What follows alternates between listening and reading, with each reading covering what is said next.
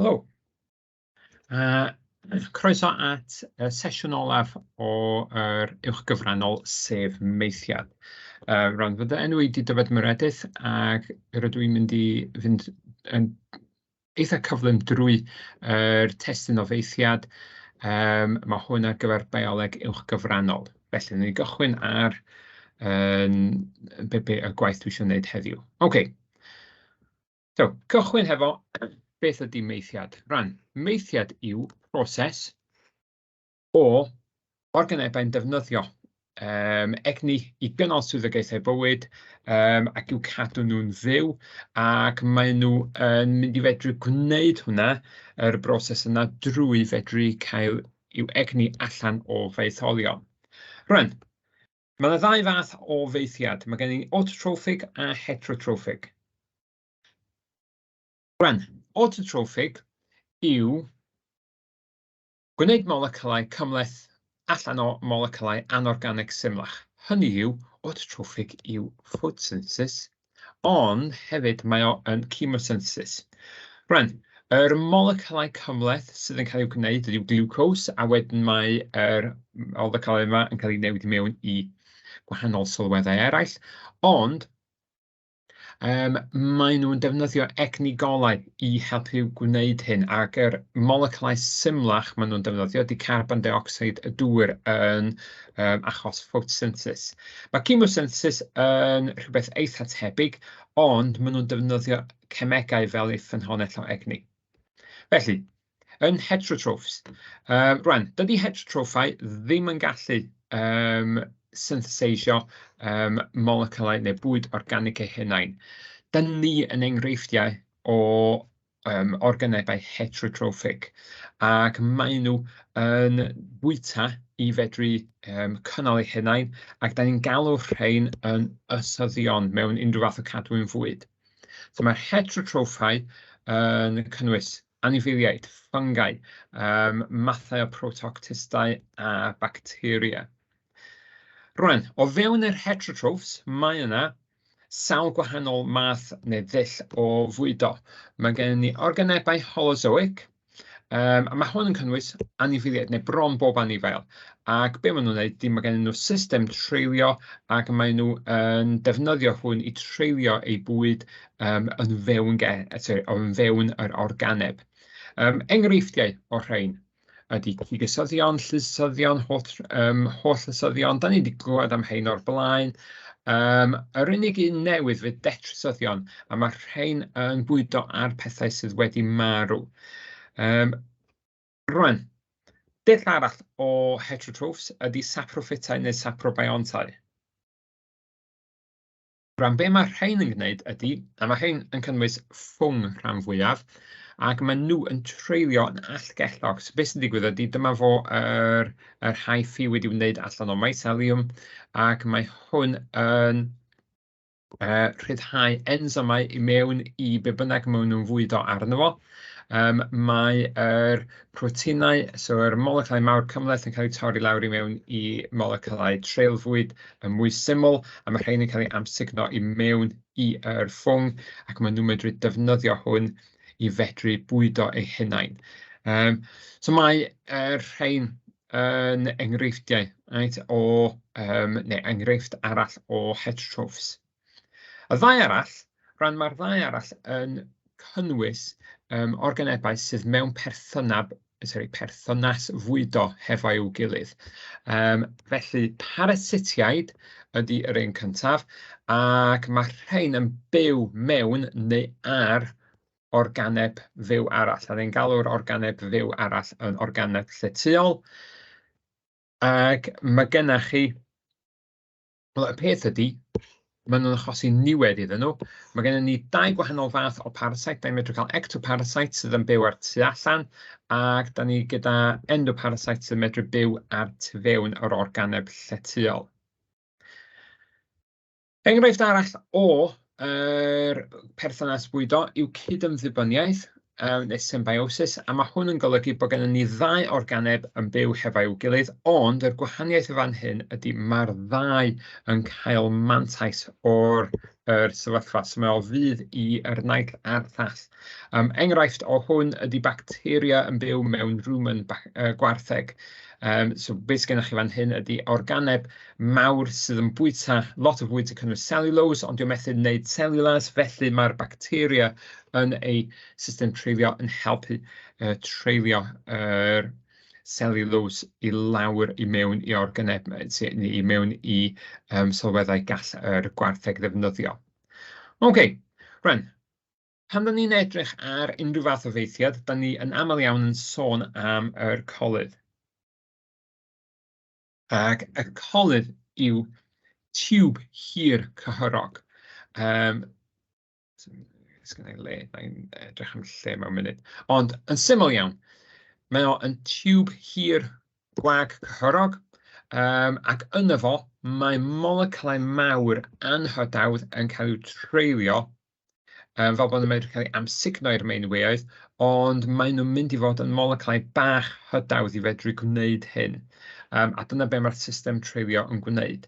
A fel da chi'n gweld fan hyn, mae o yn sôn bod y colydd yn tiwb hir cyhyrog, a fyddwn ni'n edrych ar hwnna ac y fath o strwythur ydi o. Rwan, mae gen ni organebau syml. Mae organebau syml ddim angen system treulio. Mae nhw, fel yr amoeba yn fan hyn, yn amlyncu grononnau bwyd. So dyma fo gronyn bwyd yn cael ei amlyncu, a mae o yn amlyncu fo a mae o'n cau o tu mewn yr vesicle. Ac mae hwn yn rhyddhau ensymau. So mae gennych chi lysosomau yn rhyddhau ensymau. Mae rhain medru treulio yr bwyd yma. Mae hwn yn cael ei wneud yn fewn gellog, so tu mewn yr gell, ac mae unrhyw gwastraff yn cael ei rhyddhau allan ohono fo. So dyna be mae organebau syml yn gwneud. Os da chi yn organeb mwy cymhleth, so amlgellog, mae gan rhain system treulio syml iawn. So mae gan rhain colyddyn syml, ond yn wahanol i'r colyddyn da ni'n adnabod, mae yna ddim ond un agoriad fan hyn. Mae gen i'r ceg, so mae'r bwyd yn dod i mewn fan hyn, mae'n cael i'w afal gan y tentaclau yma. Maen nhw'n dod â'r bwyd i mewn, ac beth sydd wedyn yn digwydd ydy mae'r bwyd yn cael ei treulio tu mewn yr gwagle, tu mewn yr corff, so ceidod tu mewn y corff, ac yn fan hyn mae o'n cael ei treulio, mae yna gelloedd arbennig, so mae gennym ni yr gastrodermis, secretins, so mae treulio mewn i'r lumen, yr colydd, a beth sydd yn digwydd ydy mae'r bwyd yn cael ei treulio, ac ar ôl fo cael ei treulio, mae o wedyn yn cael i'w rhyddhau yn unrhyw wastraff yn mynd allan drwy'r geg. So dyna ydy yr system treulio symlaf, ac yr enghraifft o'r organeb yma di'r hydra. Rwan, pan da ni'n dod i system colydd, yr un cyntaf ydy yn syml iawn, fel sydd gennych chi yn y prif genwair. Rwan, mae gan y prif genwair, system colydd, does ddim ond rhai ardaloedd chydig bach o wahanol i'r gweddill ohono fo, ond mae o yn agor yn y ceg, mae o'n gadael bwyd allan, neu gadael unrhyw wastraff, unrhyw sylweddau sydd ddim wedi cael ei treulio allan drwy yr anws, yn cael ei carthu. Ac mae gan yr colydd gwahanol rhannau iddo fo, yr esophagus, crombil, y glasog, so mae yna rhywfaint o arbenigedd mynd ymlaen yn fan hyn. Ond, essentially, mae hwn yn system treulio lot mwy syml na beth sydd gennym ni, ond mae hwn gyda dau agoriad am ond debyg i y math o system treulio sydd gennych chi mewn organebau eraill. OK, rwan, yr colydd dynol yn fan hyn. Ac mae gennym ni yr ceg yr esophagus i fyny yn y top, ond be dwi eisiau edrych arno fo ydy yr organau pan da ni'n mynd yn mhellach i lawr. Felly, dyma fo yr colydd. Mae o yn un tiwb hir, mae'n agor i mewn i'n stumog ni yn fan hyn. Wrth i yr bwyd symud drwy'r system treulio, mae o'n mynd i'r stumog, fydd o wedyn yn cyrraedd y colyddyn bach. Mae'r colyddyn bach yn hir iawn, dyma lle mae yr amsugniad yn digwydd. Mae gen i hefyd gwahanol rhannau fan hyn fel yr pancreas, ac mae gennym ni yn iau. Ac yn gysylltiedig i ein iau ni, mae gennym ni yn cod yn y bystol. Felly mae gennym ni dwythell y bystol, cod yn y bystol, so dyma fo y dwythell y bystol. Cod yn y bystol ydy y reservoir fan hyn, fel rhyw fath o ryw lle mae yr bystol yn medru cael ei storio, a wedyn mae'n cael ei ychwanegu i'r bwyd yn yr colyddyn bach.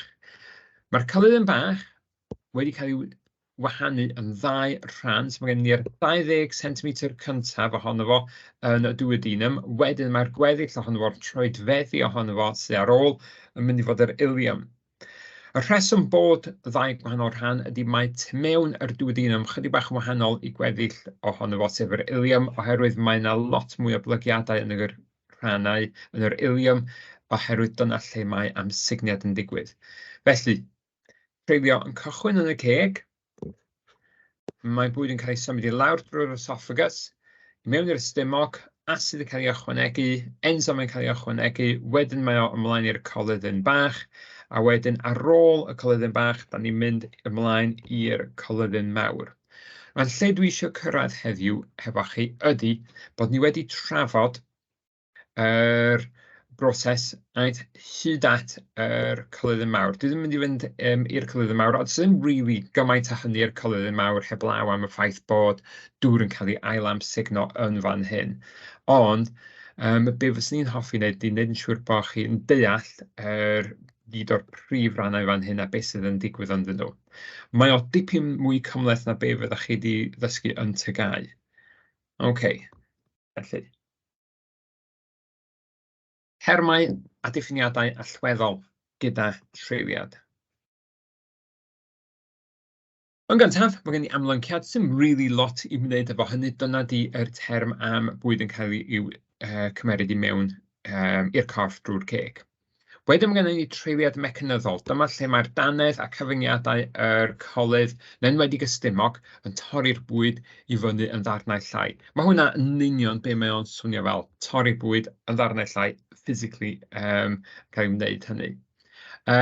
Sôn am symudiadau drwy colyddyn, mae gen ni peristalsis yn fan hyn, ond nhw'n trafod mwy am hynny yn nes ymlaen. Wedyn mae gen ni yr prif beth sydd yn digwydd, sef torri moleculau mawr a'n hydawd i moleculau bach, hydawd defnyddio ensymau, hwn di treiliad hemegol. A dyma di beth sydd yn gwneud yr system dreulio yn reit arbennig. Rhan, termau a diffiniadau allweddol o treiliad.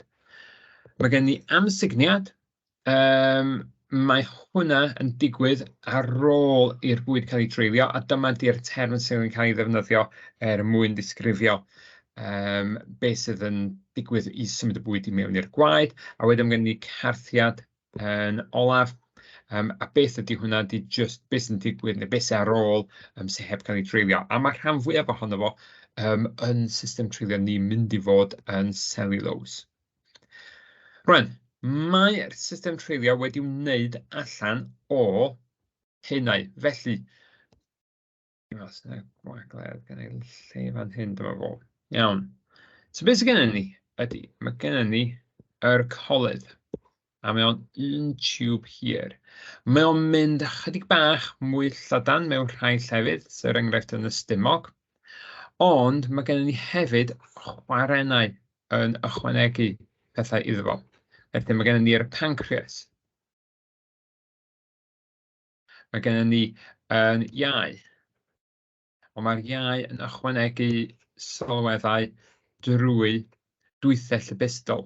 Felly, di'r iau ddim yn mynd syth i mewn yna. Mae gen ni cod yn y bystol, a mae gen ni dwythell y bystol. Rwan, os da ni'n tynnu trawstoriad torri trawstoriad ar draws yr colyddyn, dwi ddim os lle da ni'n neud o, mi newn ni ddod ar draws yr rwynyn haenau. Felly, mae'r waliau yma gyda rwynyn haenau yr holl ffordd drwyddo. Ac yr haenau yma ydy y serosa. Wedyn mae gen ni'r cyhyrau, hydredol ar y tu allan. Hydredol ydy bod y cyhyr yn mynd i'r un cyfeiriad ac ydy yr colyddyn. Felly, wrth i rhain cyfangu, be maen nhw'n wneud ydy fedrwn nhw'n wneud yr colyddyn fynd yn fyrach. felly maen nhw yn medru newid hyd y colyddyn neu rhannau o'r colyddyn. Mae'r cyhyr crwn, mae'r rhain yn cyfangu a mae'r rhain yn mynd ar draws yr colyddyn. Os fyswn ni'n edrych ar trawsdoriad o'r colyddyn, ydych chi'n gweld y cyhyrau cylchol, dyma nhw yn ffeibrau sydd ar wel, yn y waliau yn mynd i'r cyfeiriad, mynd o gwmpas yr waliau. Ac pan mae heina'n cyfangu, maen nhw'n gwneud i'r colyddyn fynd yn fwy cul. A drwy cyfuniad o ddefnyddio'r cyhyrau yma, mae bwyd yn cael ei symud drwy'r system treulio. Gen i'r is-mucosa wedyn, tu mewn i'r cyhyrau. Wedyn mae gen i'r mucosa a'r epithelium yn olaf. A hwnna ydy yr haen sydd yn cyffwrdd y bwyd, a hwnna ydy'r haen sydd yn cael ei werio allan wrth i bwyd symud drwy'r system treulio. OK, so dyma fo yn hynna i ni. Da ni wedi gweld o fan hyn. So mae sawl gwaith maen nhw wedi dweud sôn amdanyn nhw, so maen nhw'n fynd drwy bob un ohonyn nhw yn gyflym.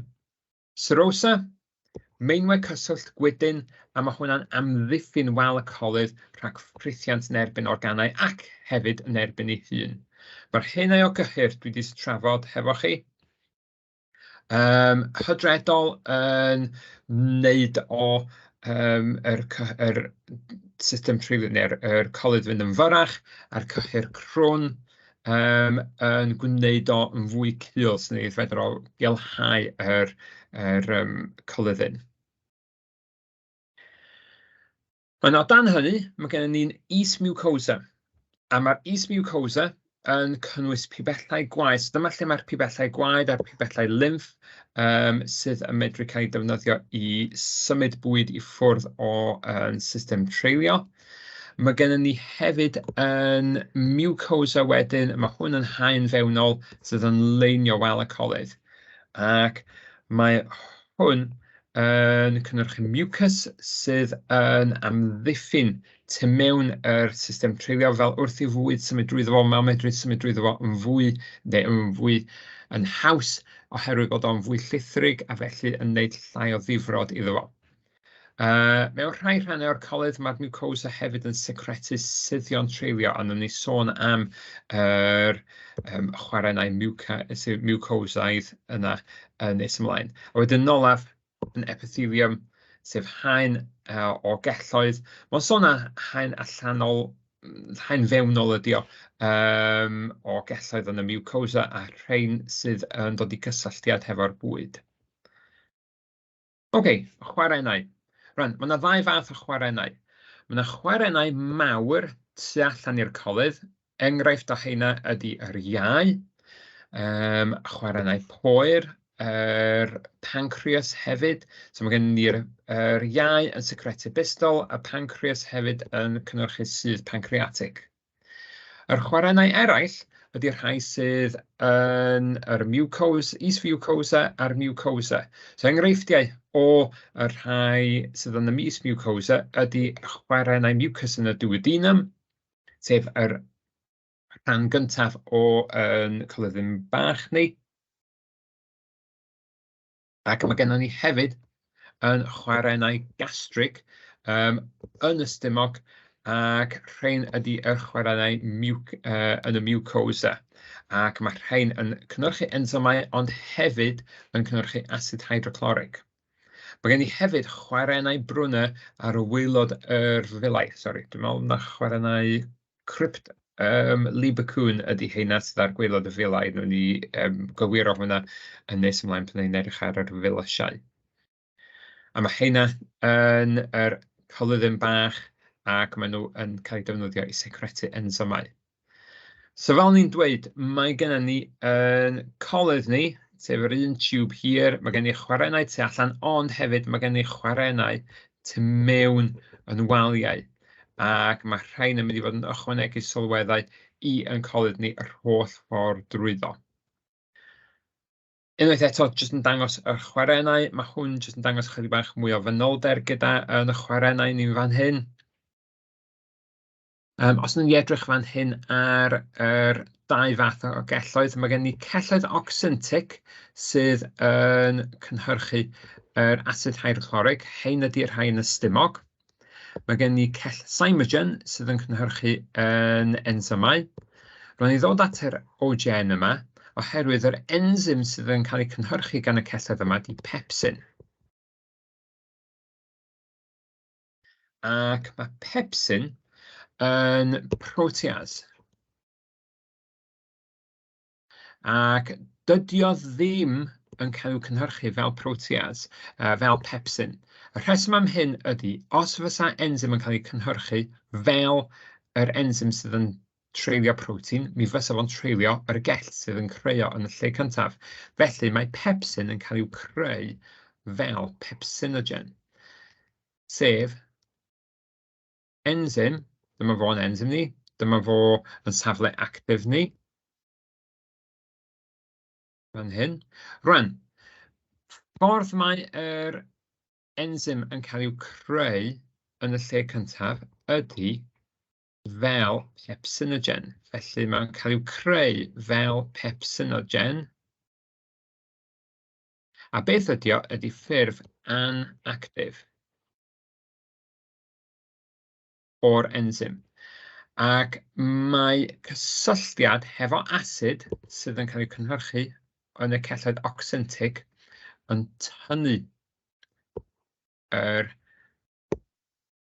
drws i ffwrdd o'r ensym. Ac mae hwnna'n golygu wedyn bod yr ensym yn barod i fedru cael i'w defnyddio. Ond di hon ddim ond yn digwydd yn fan hyn. So pan mae pepsin yn cael i'w cynhyrchu gan y celloedd cymogen, mae'n dod i gysylltiad efo'r asid yn yr chwaren, ac unwaith mae wedi dod i gysylltiad efo'r ensym, efo'r asid, mae'r asid yn cael gwared o'r drws ar y safle actif, a mae hynny'n golygu bod yr ensym yn barod i cael i'w ddefnyddio. So dyna pan da ni'n sôn am pepsinogen, yr ffurf anactif, a fyddwn ni'n sôn am hwnna rhai eraill o hyn hefyd. Mae gennych chi hefyd yr celloedd sydd yn cynhyrchu y mucus. Rwan, does na ddim llun fan hyn ohono fo, ond mae'n wneud llun o'r celloedd sydd yn cynhyrchu y mucus, oherwydd maen nhw'n aml iawn yn gofyn i chi yna i tynnu llun nhw neu enwi pa fath o gell ydyn nhw. A mae'r cell sydd yn cael ei cynhyrchu y mucus ydy celloedd gobled. A mae'r cell gobled gyda'r siap fel goblet yma yn y canol. Ac mae hwn ydy ble mae'r mucus yn cael i'w rhoi. A mae'r mucus wedyn yn symud allan o'r gell ac yn cael i'w rhyddhau. OK, so dewch ni fynd nôl jyst i check-in yn siŵr bod pawb yn deall. Mae gennym ni gwahanol mathau o chwarennau yn pancreas fan hyn, mae gennym ni hefyd yn iau yn fan hyn, a wedyn mae gennym ni hefyd yn wal y stumog, mae gennym ni yr chwarennau gastric yna. OK, so treiliad, da ni'n gwybod bod o'n troi moleculau mawr anhodawdd i mewn i moleculau bach. Hodawdd, rhan, gyda treiliad carbohydrat, da chi o bosib wedi clywed am carbohydrasau yn ystod tygau. Falle fyddwch chi wedi dod ar draws y term amylase. Rwan, mae amylase ydy'r ensym sydd yn cael i'w creu yn ein ceg ni, a mae'n cael ei ychwanegu i'n bwyd ni. Rwan, dydy o ddim yn treulio starch, well actually amylose i glucose, mae o i'w torri fel lawr i mewn i maltose. So be mae'n wneud ydy, lle bod o'n torri bob bond, mae'n torri bob yn ail bond. Felly fydd bob yn ail bond yn cael i'w torri, ac be mae hwnna'n golygu ydy bod yr ensym yn medru gwneud dwywaith y gwaith, neu gweithio dwywaith mor gyflym i treulio yn amylose. So mae o'n treulio fel lawr i mewn i maltase. Mi fydd monosaccharide yn cael i'w cynhyrchu, oherwydd mae yna ensym o'r enw maltose, maltase, ond ydy maltase dim ond yn cael i'w cynhyrchu yn ein colyddyn bach ni, felly mae maltase yn mynd i cael neu maltose yn mynd i cael treulio mewn i glucose pan mae'n cyrraedd yr colyddyn bach jyst cyn iddo fo gael i'w amsugno i mewn i'r celloedd. Yr un fath yn digwydd fan hyn hefo proteinau, ond mae hwn yn gweithredu chydig bach yn wahanol. Yn lle bod o yn torri lawr yr protein i mewn i deipeptid, mae o yn torri nhw lawr i mewn i polypeptidau llai. Os fysa ni'n dychmygu, dyma fo ein polypeptid ni. Mae yr enzym protease yn mynd i gysylltu ar ddau ben. Rwan, dyna di'r unig ddau le fysa ganddo fo i fedru torri lawr yn enzym ni, torri lawr yn protein ni. Ond, os da ni'n defnyddio endopeptidase, mae'n medru torri yn polypeptid ni mewn chydig o lefydd. A be ni mae'n wneud ydy mae'n ffurfio polypeptid llai.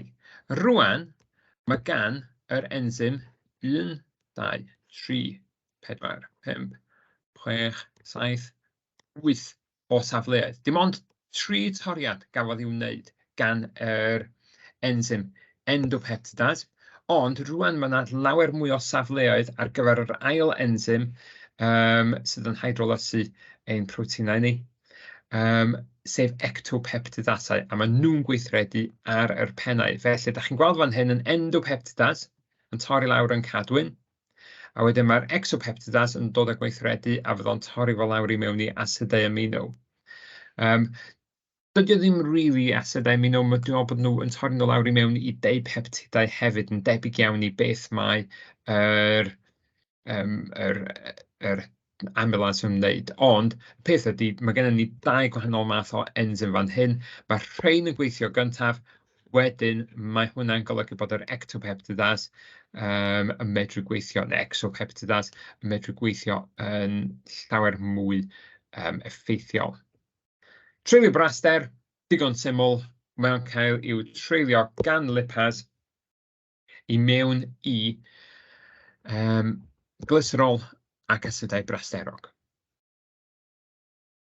OK, so'r ceg rwan. Yn y geg, mae gennym ni treiliad mecanyddol, ac mae'r bwyd yn cael ei torri lawr gan y dannedd, ac mae o'n cnoi'r bwyd, cymysgu fo gyda saliva, sydd yn cynnwys yr enzym amylase. Mae gennym ni ionau mwynol yn cael ei ychwanegu, mae hyn yn cynnal pH chydig bach yn alkaleiaidd, ond fel da ni newydd sôn, mae amylase yn dadalfennu starch, sef neu amylose, i mewn i maltose.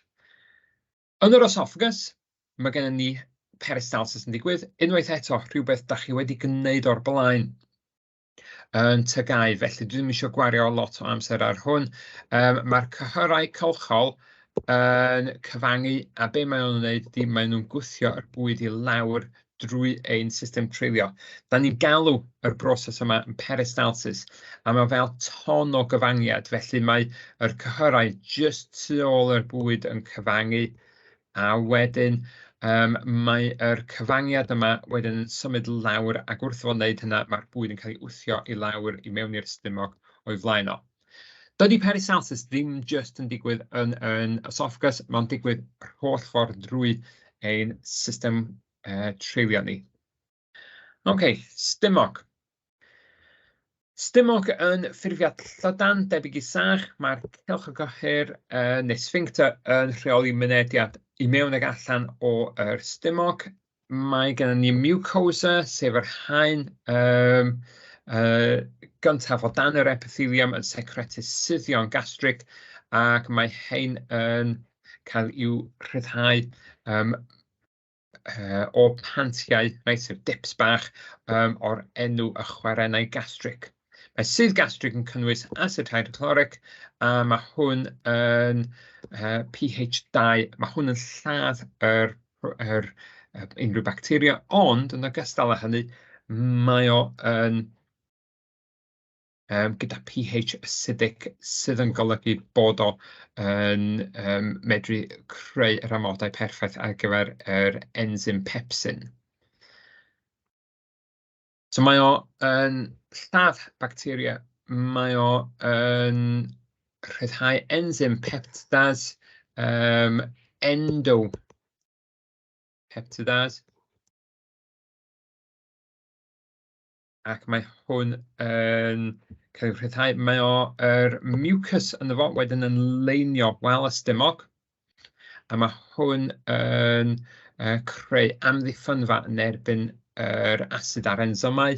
Yn enwedig yr asid, cos da ni'n medru teimlo hwnna pan mae'n mynd i fewn i'n esophagus, mae'n achosi pethau fel heartburn, a mae'n reit anghyfforddus i ni.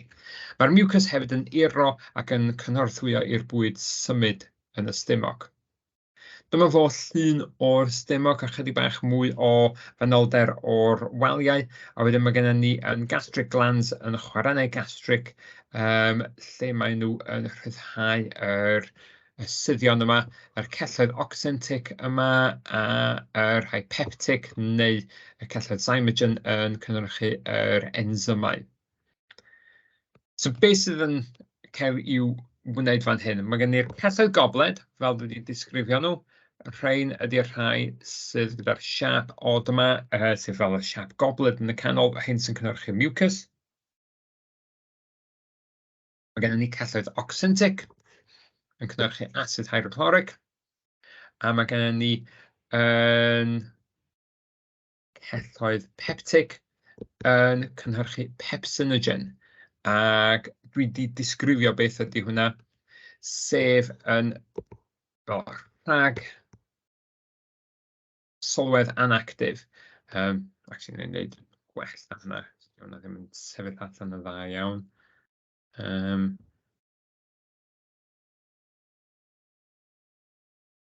Mae fo yn enzym. Ac mae rhag sylwedd anactif gyda rhyw fath o ddrws ar y safle actif, ond HCl sydd yn actifadu fo. Mae'n symud hwnna fel bod o rwan yn saff i'w ddefnyddio yn yr stumog. Dydy o ddim yn saff i greu enzym protease o fewn yr celloedd, o fewn yn stumog ni, neu o fewn y celloedd, cos fo'n dinistrio'r celloedd. Right, clydden bach. Clydden bach wedi'w rhannu'n ddwy rhan, yn ilium ac yn duodenum. Mae yna cyhyr sphincter yn gwaelod y stumog yn rheoli yr bwyd fynd i mewn i'r duodenum. A mae'r duodenum ydy'r 20 cm cyntaf o'r clydden bach. A dyma lle mae secretiadau o'r iau a'r pancreas yn cael ei ychwanegu. So dyma ni diagram gwell ohono fo. Da ni'n gweld yn stumog di fan hyn, da ni'n gweld yn duodenum, a dyma fo'r pancreas yn ychwanegu, a dych chi'n sylwi fan hyn, dyma fo, hwnna di'n cod yn y bystol, gallbladder. Dyma lle mae y bystol yn cael ei storio, ac mae wedi cael ei creu yn yr iau, so mae'n symud i lawr drwy'r tiwb yma'r dwythaeth yr bystol, a mae'r ddau'n cyfuno hefo'u gilydd yn fan hyn i ychwanegu sylweddau i'r clydden bach. So dwi'n ni edrych ar pa sylweddau sy'n cael ei ychwanegu rwan. So ble mae secretiadau o'r iau, rwan, dim ble mae o'n cael, beth mae o sy'n cael ei creu? Wel, bystol ydy hwnna, ac mae'n cael ei creu yn yr iau. Mae'n cael ei storio yn yr coden, y bystol. Mae'n cael ei cludo drwy dwythell, y bystol, ac swydd di emulsio raster. Rwan, beth ydy emulsio? Wel, mae raster, erbyn cyrraedd yr duodenum, yn mynd i fod mewn defnynnau mawr, droplets mawr. Ac mae hwnna'n golygu bod o'n mynd i fod yn anodd i'w treulio gyda'r lipase, oherwydd mi fysa nhw'n rhaid cychwyn ar tu allan yr diferion mawr yma, ac mi fysa nhw'n rhaid gweithio i ffordd i mewn, a mae hwnna'n mynd i gymryd yn hir. Felly, beth am torri fo i lawr i mewn i defnynnau llai? Rwan, os mi'n rhoi yn o'r defnynnau llai yma fan hyn, da ni'n medru gweld yr unig arwynebedd fysa ar gael i'r lipase fysa jyst yr un yna. Ond, os da'n tynnu'r defnydd allan, da chi'n medru gweld bod yna lot mwy o arwynebedd ar gael i'r lipase fedru gweithredu arno. Felly, emulsio ydy newid yr defnyddau mawr yn defnyddau llai, creu mwy o arwynebedd ar wyneb, fel bod lipase yn medru gwneud ei waith yn gyflymach. Mae yna hefyd un peth arall hefo secretiadau oriau, mae o yn cynnwys alcali, a mae'r alcali yma yn niwtralu yr asid sydd wedi dod o'r stumog, oherwydd dydy dim o'r ensymau yma yn yr cyleddyn bach medru gweithio ar yr pH acidic fysa yna. Rhan, secretiadau o'r pancreas. Mae'r sudd pancreatig yn cael ei secretu o'r chwarennau exocrine o'r pancreas, sef yr rhannau o'r pancreas sydd ddim yn cynhyrchu insulin, ac be maen nhw'n gwneud, maen nhw'n ychwanegu ensymau ac mae'n cael i'w ychwanegu i'r duodenum drwy'r dwythell pancreatig. Yr ensymau sydd yna ydy endopeptidase, amylase a lipase. Rhan, endopeptidase ydy trypsinogen, trypsin, ond mae'n cael ei ffurfio fel trypsinogen. Ac mae o'n cael ei newid i mewn i trypsin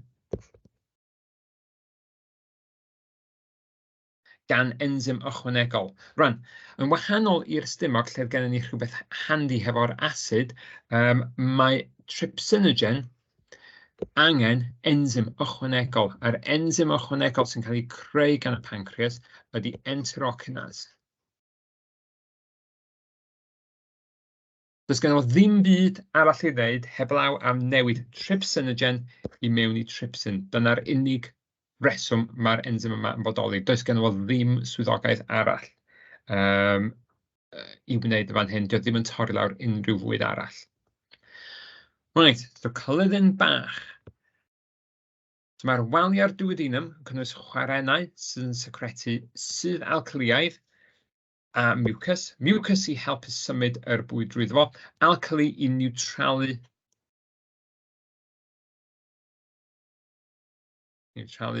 yr asid. Mae'r sudd alcaliaidd yn helpu gadw cynnwys y cyleddyn bach ar y pH cywir a golygu bod yr ensymau yn medru gweithredu ynddo. Mae'r duodenum, mae'r ensymau yn cael eu secretu gan y gelloedd ar flaenau'r filau. Mae hyn yn ymestyngiadau tebyg i'r arwyneb. Ac mae rhain yn helpu cwblhau y broses o dreulio. Felly mae yna maltase yn cael ei ddefnyddio i treulio maltose i mewn i 2 molecule o glucose. Mae gen ni endopeptidasau ac exopeptidasau unwaith eto yn helpu treulio yr proteinau. Felly, nid yn unig bod gennym ni ensymau yn dod o'r pancreas, ond mae wal yr cyleddyn bach, yr duodenum, yn secretu yr ensymau yma ac hefyd yn secretu mucus. Mae'r monosaccharidau wedyn yn cael i'w amsugno i mewn i'r celloedd sydd yn leinio yr duodenum, a mae yna cam olaf i treulio'r carbohydrasau, a mae hwn yn digwydd yn fewn-gellol. So beth sydd gennych chi fan hyn ydy, mae gennym ni 3 safle i yn ensymau. Dyma fo yr lumen. So mae hwn di'n filus. Mae gennym ni safle, so hwn di'r lumen, so mae yna ensymau yn rhydd o fewn y bwyd. Mae gen ni ensymau ar yr arwyneb y celloedd, ac wedyn mae gennym ni o fewn yr celloedd fan hyn, mae gennym ni ensymau eraill. So'r cam olaf o treulio'r carbohydrasau, mae hyn yn digwydd yn fewn-gellol, felly mae hwnna'n digwydd yn y trydydd safle fan hyn. Ac mae'r disaccharidau yn cael ei amsugno gan y bilen ac yn cael i'w dadalfennu ffurfio monosaccharidau. Felly mae treulio yr carbohydradau, yr disaccharids mewn i monosaccharidau yn digwydd tu mewn yr celloedd yn y duodenum. So o fewn yr ilium, mae'r ilium, hwnna di'r ail rhan o'r cyleddyn bach. Mae hwn yn hir iawn. Rhan, beth sydd yn digwydd fan hyn ydy, mae'r amsugno'n digwydd yn fan hyn, ac mae angen iddyn ni gael arwynebedd arwyneb mwyaf posibl. Felly, mae gennych chi tu mewn yr colyddyn. Mae tu mewn yr ilium wedi plygu. Os fan ni wedyn yn edrych ar y rhannau o'r colyddyn, mewn mwy o fanylder, fysa ni'n gweld bod yna plygiadau bach. Sydd ddim wedi hynna'n dda iawn. Reit, mae yna plygiadau bach ar tu mewn yr plygiadau mawr. Ac os fysa ni'n edrych ar yr celloedd ar yr arwyneb, mi fysa ni'n gweld rhain. Yr brush border, sef yr microvilli, a rheina sydd yn rhoi yr arwyneb mawr i'r celloedd yma. Da chi hefyd yn gweld bod yna lot o mitochondria yn fan hyn. Yn y broses o amsugno, mae yna lot cludiant actif yn digwydd, a dyma pam bod gennym ni llawer o mitochondria yma i fedru creu digon o ATP. So rhain ydy'n filosieni. Symud hwnna i lawr. Hein ydy'n filosieni. Right? Rhan mae'r filosiau yn strwythur mawr. Mae ganddo fo capillary pibell waed tu mewn nhw. A mae gen ni hefyd y lacteal. A beth ydy'r lacteal ydy pibell lymff. Mae'r pibell lymff yma ydy ble mae braster yn mynd iddo fo. Mae'r asidau braster a'r glyserol yn mynd i mewn i'r pibellau lymff yma. A dyma lle maen nhw yn cael i'w dyna lle mae'r braster yn mynd. Mae carbohydradau, sef yr glucose a gyd yr monosaccharidau eraill yn trioledu i mewn, wel, yn symud i mewn i'r gwaed, a ni'n sôn am sut maen nhw'n cael eu amsugno mewn chydig, ac mae'r asidau amino hefyd yn mynd i mewn i'r gwaed. Ond mae asidau brasterog a glyserol, sef y braster, yn mynd i'r pibell lymff, felly dio ddim yn mynd i'r gwaed. A'r gwaelod, yn felai, mae gennym ni yn crypt libacwn, ac dyma lle mae yna mwy o sylweddau yn cael i'w creu i helpu gyda treiliad. Mae gennych chi'r gweithiennau, a wedyn mae gennych chi'r cyhyrau ac yn y blaen, pethau dyn ni wedi sôn amdano nhw yn gynharach. So mae'r ymestyngiadau yma tebyg i fysedd, cael ei alw'n filau. Mae'r filau gyda celloedd epithelial, gyda ymestyngiadau microscopic o'r enw microvilli, a mae hyn yn creu arwyneb mawr mwyn ni gael gymaint o amsugniad as yn bosibl. Fel ni'n deud hefyd, mae gennym ni ar waelod yr filau, mae gennym ni yr cryptau libacwn. Mae rhain yn cynhyrchu ensymau i gyflhau'r broses o dreulio. Felly, dydy o ddim jyst yn mynd i fod yn digwydd ar yr ensymau'n cael ei ychwanegu yn y pancreas, bod nhw'n ychwanegu lot o ensymau. Mae ensymau'n cael ei ychwanegu'r holl ffordd drwy ein system treulio ni. Mae amsugniad yn digwydd ar ôl treiliad, ac mae hwnna'n digwydd yn yr colyddyn bach. Mae'n deud rhan fwyaf, mae'n peth amsugniad o dŵr yn digwydd yn ein colyddyn bach. Mae y peth amsugniad, yn y colyddyn mawr, mae amsugniad dŵr, ond mae yna peth dŵr yn mynd i fod yn symud drwodd yn fan hyn hefyd. Mae celloedd epitheliaidd yn cynnwys nifer fawr mitochondria, a mae rheina'n cael eu defnyddio ar gyfer amsugniad actif neu cludiant actif. Rhan, filosiau. Mae'r filau wedi leinio â chelloedd epitheliaidd, a mae hyn yn dod i cysylltiad uniongyrchol ar cynnwys yr ilium. Mae'r celloedd epitheliaidd yn golofnog, ac maen nhw yn eistedd ar pilen waelodol, ac mae gen i hefyd yr microvilli yn fan hyn. Unwaith eto, dwi wedi sôn am hwn, dyma nhw yn filau ni, dyma nhw wedyn, os da ni'n edrych ar y celloedd yma, dyma be fydd nhw'n edrych fel gyda'n microvilli ni. Right. Yn olaf, mae gennym ni fan hyn yr asidau brasterog, cael ei pasio i'r lacteal. Mae hwn yn pibell lymff pen-gaead, so blind ending.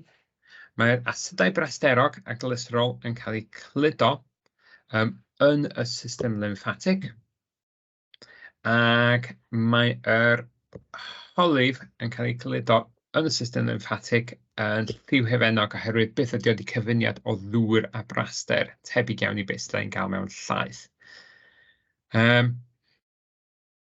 Rwan, mae hwn yn crynhoi sut mae pethau yn cael i'w amsugno. Felly, trolediad ar gyfer asidau brasterog a glyserol, oherwydd maen nhw'n medru troledu ar draws yr gell bilen. Trolediad ar gyfer y fitaminau.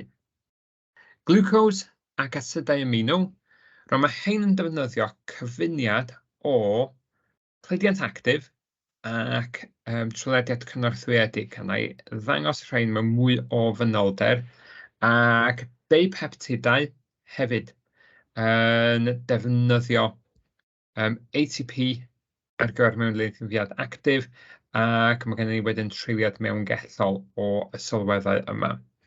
So be dwi eisiau wneud ydy edrych ar hwn i ddangos i chi y cronodiad ohono fo, wedyn na i fynd nôl i'r tabl yna i egluro rhywfaint ohono fo. Rwan, ni edrych fan hyn ar glucose. Rwan, mae glucose yn cael i'w treulio. Gen i hydrolysis i ffurfio maltose. Wedyn mae'r maltase yn treulio i fai lawr i mewn i glucose. Rwan, mae cyfuniad o glucose a sodium yn defnyddio beth ni'n galw yn cydgludiant. Ac mae'r cydgludiant yma ydy glucose a sodium yn pasio drwy trolediad cynorthwyedig i mewn i'r gell. Felly, hwn di'r cell epitheliaidd. Rwan, mae o yn treledu ar draws, ond i symud i mewn i'r gwaed, so hwn di'r gwaed, mae gennym ni trolediad cynorthwyedig ar gyfer yr glucose, ond mae'r sodium angen cludiant actif i wneud hyn. Rwan, mae glucose hefyd yn medru troledu drwy cludiant actif, so felly mae glucose ni hefyd yn medru dod i mewn drwy cludiant actif. Rwan, oherwydd bod yna gymaint o cludiant actif yn digwydd yn fan hyn, da ni angen lawer o mitochondria. Felly mae cwestiynau arholiad yn mynd i ofyn i chi am yr mitochondria sydd gennych chi yn fan hyn. Rwan, mae'n y cwestiwn yn fan hyn, ond dwi eisiau just mynd yn ôl yn tabl ni fan hyn i fynd drwy bob un o'r rhain. So mae glucose ac asidau amino yn defnyddio cludiant actif i symud i mewn i'r gell. Mi oedd hwnna'n dangos yr cydgludiant, ond mewn troledu allan drwy trolediad cynorthwyedig, so mae glucose ac asidau amino yn symud allan drwy trolediad cynorthwyedig. Mae deipeptidau ar yr ochr arall, so mae heina yn dau asid amino. Maen nhw angen egni ar ffurf ATP i amsugno drwy cludiant actif. Mae'r deipeptidau wedyn yn cael eu treulio'n fewnggellol, felly mae yna ensymau tu mewn y gell yn newid yn asidau amino ni, deipeptid i mewn i asidau amino, a wedyn maen nhw'n mynd i troledu yn gynorthwyedig allan o'r gell. Felly, os fysa ni'n edrych fan hyn hefo ein... grwpio hwnna allan. Os fysa ni'n edrych ar deipeptid, be fysa ni gyda? Fysa deipeptid yn fan hyn, mi fysa fo yn cael ei symud drwy cludiant actif i mewn i'r gell. Ni'n checio fan hyn, dyma fo. Mae o yn ffurf symud drwy cludiant actif. Mi fysa wedyn ensym tu mewn fan hyn, deipeptidau, yn torri fe i lawr. a mi wedyn fysa nhw'n symud drwy trolediad cynorthwyedig I mewn I yn gwaed. Rwan, yn olaf, I ddangos math o cwestiwn sy'n dod I fyny ar hwn. Mae celloedd epitheliaidd filosiau yn cynnwys llawer o mitochondria, a mae rhain yn cyflenwi ATP ar gyfer cludiant actif ionau amonium allan o'r celloedd epitheliaidd ac yn y pen draw I mewn i'r capillarau gwaed. Defnyddiwch y diagram isod ar hyn rydych chi'n ei wybod I esbonio sut mae cludiant actif o ionau sodiwm allan o'r cell epitheliaidd yn achosi glwcos pasio o lumen y colyddyn bach ar draws yr epithelium I mewn i'r gwaed. So mae gennych chi yr llun fan hyn. Nid llun yn fwy. A maen nhw wedi dangos I chi beth sy'n digwydd fan hyn. Rwan, os nhw'n ni feddwl amdano fo, mae y glwcos a sodiwm yn mynd I mewn i'r gell. Be fysa'n digwydd ydy, mi fysa y rhain yn aros yn y gell. Mae glwcos yn mynd I symud allan, ond o bosib fysa'r sodiwm yn aros yma. Ac os di'r sodiwm yn aros yma, fysa mwy o sodiwm ddim yn dod I mewn oherwydd fysa cronodiad y sodiwm yn rhy uchel mewn yr cytoplasm. Felly, dewch ni edrych ar beth oedd yr ateb. So mae gennym ni gostwng yn cronodiad sodiwm yn y cell epitheliaidd mwyn creu graddiant cronodiad. So be mae hwnna'n golygu ydy, mae angen I cronodiad y sodiwm ddod lawr. Mae hwnna yn golygu wedyn bod sodiwm a glwcos yn medru symud I mewn drwy cyfrwng cydgludiant, oherwydd os di y cronodiad hwnna'n isel, mi fydd mwy o sodiwm a mwy o glwcos yn medru symud I mewn. Mae hwn yn cynyddu cronodiad y glwcos yn y gell, a mae hwn yn creu cronodiad uchel o glwcos yn yr gell o'i gymharu â'r gwaed. A felly mae'r glwcos yn medru gadael yr cell a mynd I mewn i'r gwaed drwy trolediad cynorthwyedig. So allwn ni jyst rhedeg drwy hwnna unwaith eto. Maen nhw wedi cychwyn fan hyn hefo fo. Mi aru nhw cychwyn fan hyn. Wedyn mae hwnna yn cael ei ddefnyddio I egluro pan bod na mwy o sodiwm yn dod I mewn, 2. Wedyn mae hwnna yn gwneud yn siŵr bod ni'n gwybod pam bod y glwcos gyda cronodiad uchel, a mae hwnna wedyn yn arwain at event 4, sef bod yr glwcos rwan yn medru symud drwy trolediad cynorthwyedig oherwydd bod o mewn cronodiad uwch yn y gell nag ydi o yn y gwaed. Dwi'n gobeithio bod hwnna wedi bod o help I chi. Ac, anyway, jyst sio I chi fedru defnyddio hwnna fel bod chi'n medru adolygu yr gwaith yma chydig bach yn haws.